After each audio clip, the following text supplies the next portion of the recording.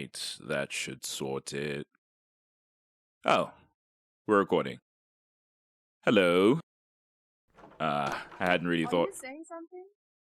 Oh no, I'm doing the recording thing that I mentioned. Oh, right. I'll leave you to it. No worries. We're off to a great start. Okay, it's Saturday, the 6th of April, and the time is 5:02 p.m. My name is Dingane Lutuli, and I'm a 20-something Cape Townian. Sounds like I'm making a dating profile. I'm a Taurus sun, 6 feet tall if that matters, and freshly unemployed. uh, it's fine. I mean, it's not fine. Employment is the pits right now, and our economy makes the Titanic look like a fender bender. But I'm hardly suffering, you know? A lot of people have it much harder than me. I've got a month of severance pay, and a roommate who will gladly go full squatters' rights with me if push comes to shove. But ideally, I figure out what on earth I'm doing with my life before then. In the meantime, I'll be doing this. And what is this, you may ask, whoever you are listening to me in the future? To make a short story long, a week ago, I received a box from my father. Well, not exactly, considering my father passed away roughly 9 months ago at this point. More accurately, I received a call from a storage service informing me that he'd held an account with them for quite some time, and he was being billed on an annual basis. So, when the most recent charge bounced and they weren't able to reach him, they contacted his next of kin, me. Naturally, I had several questions. Why me and not my mother, who he listed as an administrator for the rest of his possessions? What would lead him to pay for storage when he stacked the rest of his hoarded belongings in his garage? And most importantly, where was I expected to find space in my 12 square meter bedroom? But none of those were this desk agent's problem, so I gave them my address, and a delivery person came to my door with this big, square box. Anyway, here I am with the box, and after a decent amount of time procrastinating about it and simply pretending I do not see it, I finally opened it. As it turns out, it's chock full with a bunch of literature. Old novels, diaries, worn down jotters, newspaper cuttings. Mostly, though, it's folded up pages and notes that I imagine used to be more organized. Some of the novels I recognize. I remember my dad had a little bookshelf when we lived in Durban, though I was barely 6 when we moved away. Everything else is a mystery, but like I said, I've yet to properly go through it. I did open a collection of folded up pages on top of the pile, though, because I recognized my father's handwriting. Skimming through the first paragraph of what is a page fully covered in small font Zulu writing, I realized it had to be a short story. This is actually less surprising than it might have been even a month ago. On a trip down memory lane recently, my mother dropped that my father used to be a writer in another life. You know, before the pressures of capitalism and responsibility over far too many children started to bear him down. He would never have told us this himself. He wasn't much of a talker. I guess we were different in that way. Unlike him, I'm not much of a doer, and as you can imagine, we spent a lot of years just misunderstanding each other. So, what I've decided to do is embark on a little project. I'm going to go through and catalog the contents of this box, make some notes, figure out how to store them in a more delicate way, and digitize what I can. At worst, I'll be preserving a bunch of records that were clearly important to my father, and at best, I can maybe try and understand him in a way that I probably wouldn't have otherwise. And hopefully, at the end, I'll have a cohesive multimedia record to, I don't know, put in a time capsule, leave for the aliens. So, I've got this cheap microphone from Takealot and some free audio software. All that's left to do is begin. Starting, of course, with this short story by Dlamini, which I will be attempting to translate in real time. As a little tidbit though, I'll say it starts Gwasugasugela, which you could say is the Zulu version of Once Upon a Time. It's how you start a story or folk tale you might tell some young children sitting around a fire, that sort of thing. Anyways, here it is. Once upon a time, there was a young boy who loved to sing and dance. Every day he woke with a tune on his lips and his feet shuffling away, and it brought him much joy. He would sing and dance in the morning after he finished his porridge and the sun had properly risen in the bright blue sky. He would sing and dance at noon when he fed the fowl and chased them around in their dusty run. He would sing and dance at night when the air cooled and it was time to go indoors.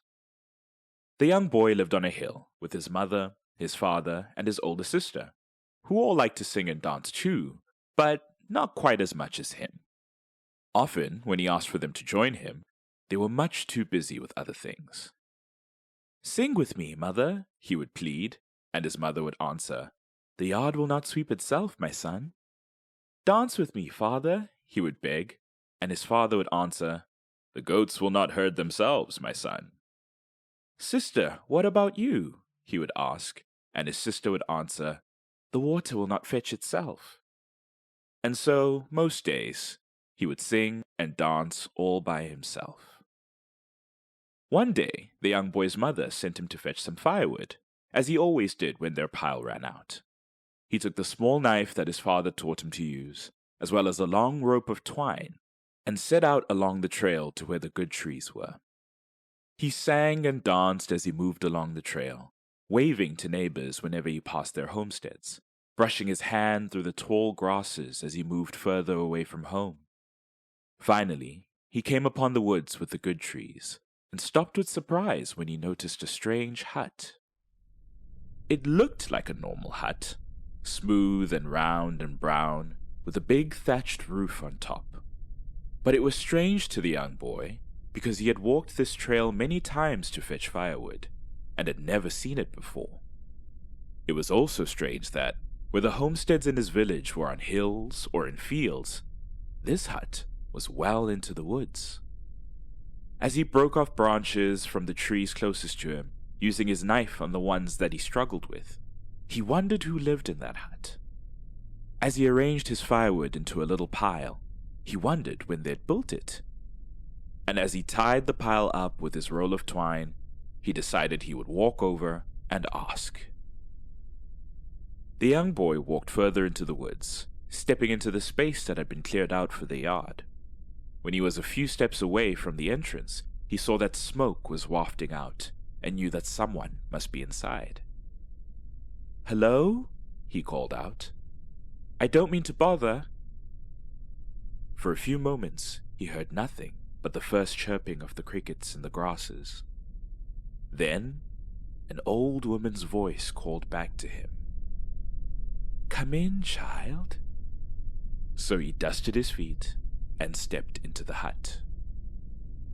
The young boy lowered his head as he passed through the short entrance, pushing his way through the billowing smoke, and when he was able to see clearly again, he saw that the room was mostly empty. There was only a reed mat to his left near the wall, a number of woven baskets straight ahead of him, and to his right, a burning fire that looked to be the source of the smoke.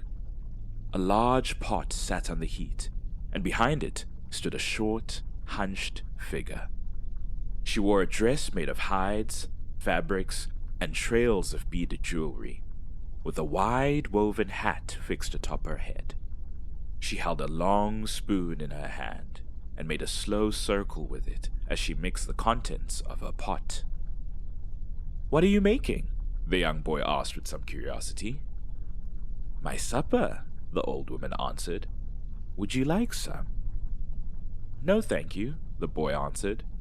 "When did you come to the village?" "I have always been here, child," the woman said, like the question was silly. "This is my home." "That can't be true," the boy laughed. "I've never seen your hut before." The woman laughed as well and clicked her tongue. You do not see the wind when it rises and falls, but does that mean it isn't there? The boy scrunched up his nose, as he wasn't quite sure what the woman meant by this. Well, it's nice to meet you, the young boy said. I just wanted to say hello, because I should always greet my neighbors. What a polite little one, the woman marveled, still mixing her pot. Such politeness should be rewarded. Tell me, child, if you could have anything, what would you wish for? It can be anything? The boy asked. Anything your heart desires. The boy was surprised by this, but he already knew his answer to the question. I wish my family would sing and dance with me, he said. They never want to because they're always busy, but I know we would all have so much fun. Then fun you shall have, little one, the old woman declared, and stopped mixing her pot. She shuffled away from the fire and towards the woven basket sitting against the wall. She bent over, removed the cover, and reached inside to rummage through its contents.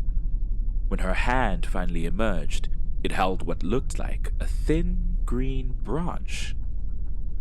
Take this with you when you leave, she said, her voice instructive. Place it atop the wood you've been collecting, and when you go home, make sure to use it when you feed the fire. Do this, and you shall have your wish. She held her hand out behind her, still facing her basket, and the young boy, now feeling strangely nervous, approached her. He reached out for what he now saw was a young sapling, stripped of its leaves and roots, and took it from the old woman's wrinkled hand. Thank you very much, he said, clutching the stem in both hands to keep it safe. I sure hope it comes true. Run along now, child, the woman said, clapping once, before shuffling back to her pot. Before the dark returns.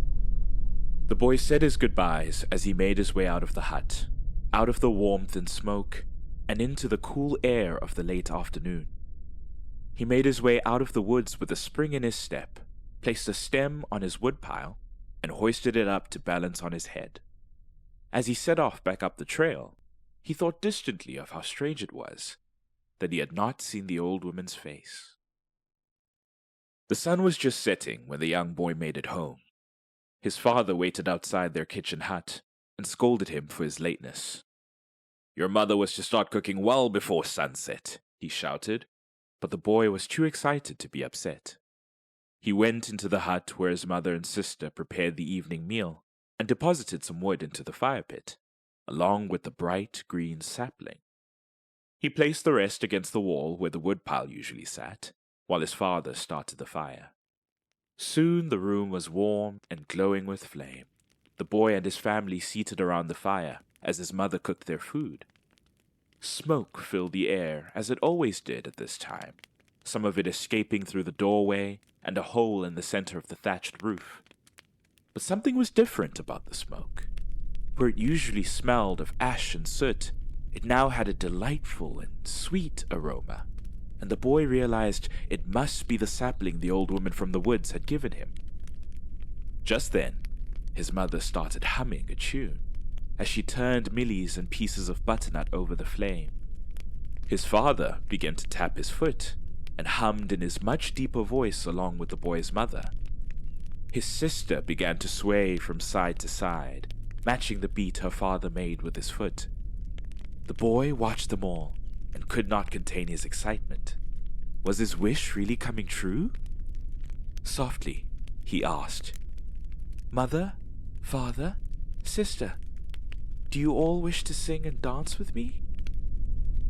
Of course I will sing with you, my son, his mother said, rising from where she sat, and she began to sing a beautiful song. Of course I will dance with you, my son, his father declared, and he too rose from his seat and began to stomp a percussive dance.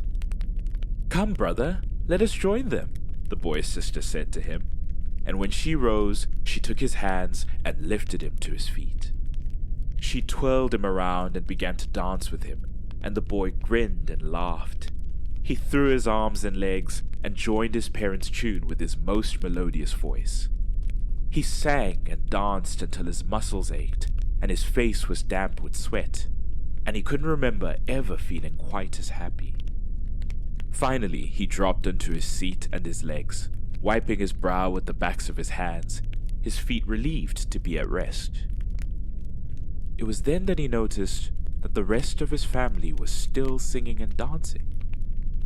Their movements were sluggish, and their chests heaved with labored breaths, but they were still singing and dancing. "Aren't you all tired now?" he asked, his voice wavering as he did. "Of course we are," his mother laughed. "But we really want to sing and dance," his father chuckled. "Why won't you sing and dance with us?" his sister pleaded. A chill ran down the young boy's spine as his sister took his hands once more and lifted him up to stand. His feet cried with pain as she twirled him around and danced him about, grinning and laughing. He felt ill and frightened, and tears ran down his face as he began to sob. "Sing with us," his family begged.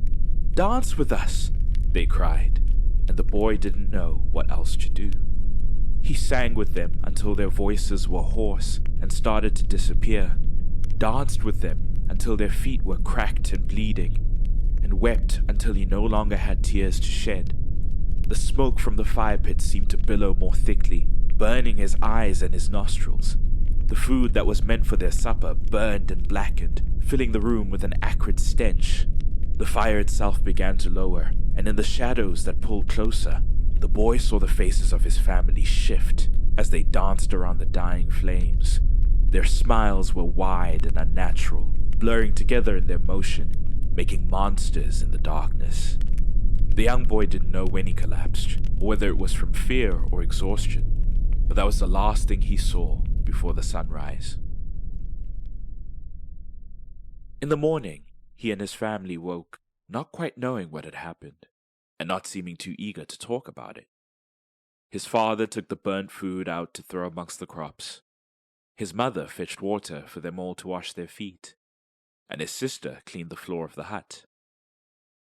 The boy was still and quiet that morning after he finished his porridge. He was still and quiet at noon when he fed the fowl in their dusty run. And he was still and quiet in the evening when the land grew cool and dark and it was time to go indoors.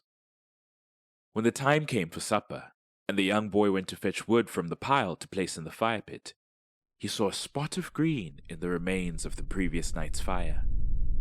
His stomach turned as he reached into the pit, brushed away the ash and soot, and revealed the sapling the old woman in the woods had given him, whole and unburned. Well, I guess I wasn't prepared for this to be a spooky situation. Not that I mind a little spooky, or that these kinds of stories don't get a little harrowing sometimes, but usually they end on a more positive note. Poor kid. Poor family. The extra layer of surprise, though? I did not know my father was even into horror like that. At most, he really liked Anaconda, but who amongst us in this country wasn't held hostage by that movie for at least a few years? Yeah, not much more to add from me. Hopefully it gets a little cheerier from here on out.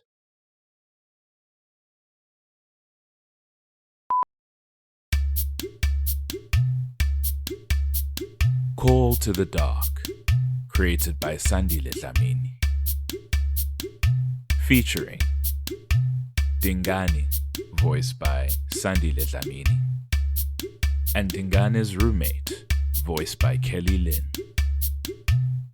To keep up with the show, visit @CallDarkPod on social media or email calldarkpod@gmail.com.